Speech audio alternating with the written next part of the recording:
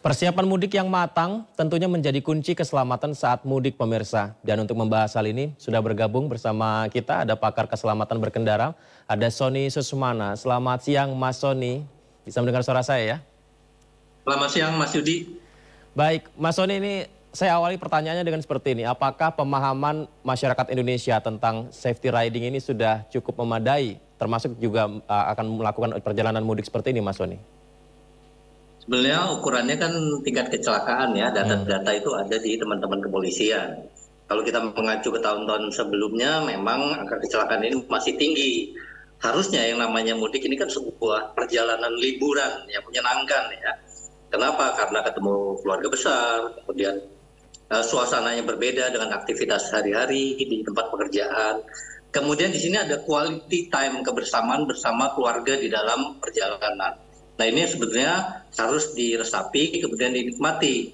Nah ada tipe-tipe pemudik yang memang dia siap dan tidak siap. Nah yang tidak siap ini yang kita takutkan itu akan berujung kecelakaan. Salah satunya adalah dia tidak mampu mengontrol emosi atau tidak bisa memanage kondisi fisiknya sehingga akan mengalami ngantuk, lelah berlebihan atau terkena microsleep. Kalau yang disampaikan Polri tadi ada sekitar 5.000 peristiwa kecelakaan ya tentang mudik, arus mudik kecelakaan di tahun lalu begitu. Nah ini kelalaiannya itu lebih kepada human error-nya atau persiapan kendaraannya yang kurang dipersiapkan dengan matang nih Mas Sony sebenarnya? Kalau kita bicara persiapan kendaraan itu biasanya kendaraan itu rusak dan tipikal kecelakaannya itu nggak berat ya. Tetapi kalau sudah menyangkut pengemudi, ini aktornya nih. Kalau dia secara fisik, kemudian secara mental dia nggak siap, artinya sebenarnya dia tidak layak berkendara. Nah, salah satunya adalah ngantuk tadi, Mas. Banyak sekali pengendara, pengemudi yang tidak paham bahwa mengantuk ini adalah silent killer. Ya, ya. Jadi memang istirahatlah sebelum silent killer itu terjadi, karena kita nggak pernah tahu kapan terjadi. Kita boleh memetakan titik-titik kecelakaan, tetapi yang namanya ngantuk itu kita nggak bisa hindari. Ini kalau ngomong soal ngantuk ini faktornya banyak banget ya, kayak misalnya jalur tol yang lurus terus atau macet atau lenggang, ini ngantuk selalu datang gitu. Nah gimana antisipasinya ketika kita berkendara untuk mengantisipasi ini Mas Sony? Apakah memanfaatkan fasilitas yang ada? Ya, itu salah satunya. Tapi yang paling penting adalah mereka mempersiapkan pra-perjalanan itu dengan benar. Artinya, itu berkaitan dengan kondisi fisik dan mental. Dia harus istirahat cukup 7 atau 8 jam sebelum memulai perjalanan mudik ini. Karena ini akan banyak sekali tantangan, rintangan di perjalanan itu nantinya. Kemudian dia melakukan istirahat secara berkala. Di mana? Di rest area atau di tempat-tempat jalan keluar tol atau di jalan-jalan provinsi banyak sekali kita bisa beristirahat. Tapi kalau ternyata kita terjebak macet di jalan tol, rest area-nya itu masih jauh, kita berhenti sebentar ke bahu jalan nggak ada masalah. Nggak ada masalah ya. Sekarang memang posisi dan fungsi dari bahu jalan itu untuk kendaraan bermasalah, baik itu kendaraannya maupun pengemudinya. Istirahat aja 3-5 menit nggak masalah. Yang penting adalah bagaimana kita menyiapkan kondisi fisik prima ketika kita sudah beristirahat walaupun hanya 3-5 menit. Mas Sony, ini yang sering diliput oleh tim kami di lapangan adalah ternyata minat mudik menggunakan sepeda motor juga masih sangat tinggi nih Mas Sony di tahun ini. Nah ini persiapan untuk sepeda motor kan juga lebih banyak yang harus dimatangkan ya. Ini seperti apa Mas Sony? Ya. Kalau kita bicara katanya himbauan dari teman-teman kepolisian sebaiknya tidak mudik pakai sepeda motor. Betul. Saya ada setuju dan ada tidaknya. Karena kita bicara sekarang kan ekonomi nih. Nah, gimana kalau kita duitnya kurang gitu ya, atau memang kita coba mau naik motor, boleh-boleh aja, anggap aja itu touring panjang ya. Tetapi ingat ketika kita berkendara itu akan menguras energi, akan terkena dehidrasi, kena panas ya.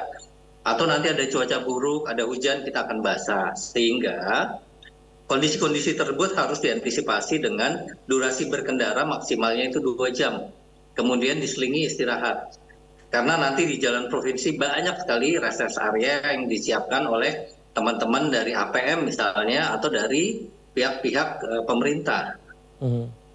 kalau mudik dengan sepeda motor, kemudian hanya menggunakan jaket dan membawa banyak barang ya, kalau mudik kan barang-barang juga disiapkan gitu. Nah ini bagaimana buat menjaga supaya memastikan ini aman nih Mas Sony, apalagi perjalanan lebih dari 5 jam ini Mas Sony.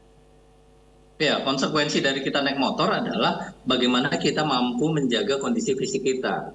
Kondisi fisik yang prima, kita mampu berkendara maksimal 2 jam, diselingi istirahat. Yang kedua, dengan kondisi fisik yang prima, kita mampu menjaga kestabilan kendaraan. Salah satunya adalah tidak membawa penumpang lebih dari 1 orang dan tidak membawa barang yang overload, misalnya.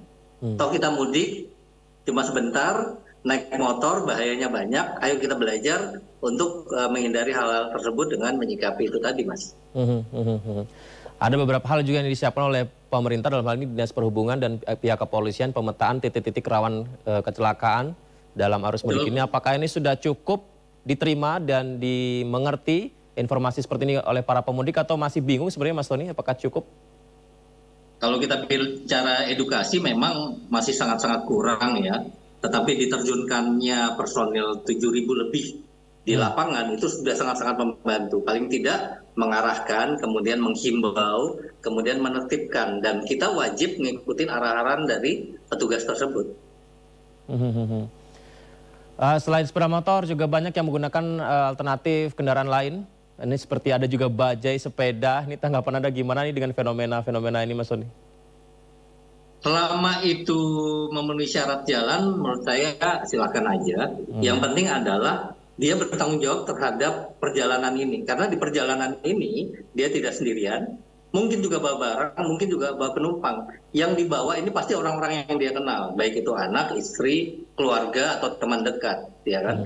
Sehingga wajib sekali mereka memiliki satu satu rencana perjalanan yang matang. Jadi dia harus tahu di mana istirahat, kemudian di mana dia sudah capek sekali. Ini kunci-kunci dari berkendara kan, masalahnya cuma satu, kurangnya istirahat. Istirahat ya. Ngomong-ngomong Mas Sony, ini sudah mudik atau bagaimana ini Mas Sony? Saya kebetulan sudah mudik sebelum puasa kemarin ke Jogja, sekalian nyekar untuk menghindari kemacetan ini ya. Karena saya nggak mau stres. Itu salah satu ininya ya, mengakali supaya terhindar dari macetnya ya. Sebelum puasa ini sudah mudik duluan gitu ya. Baik, terima kasih sudah berdialog bersama kami, pakar keselamatan berkendara Mas Sony Susmana. Salam sehat selalu Mas Sony.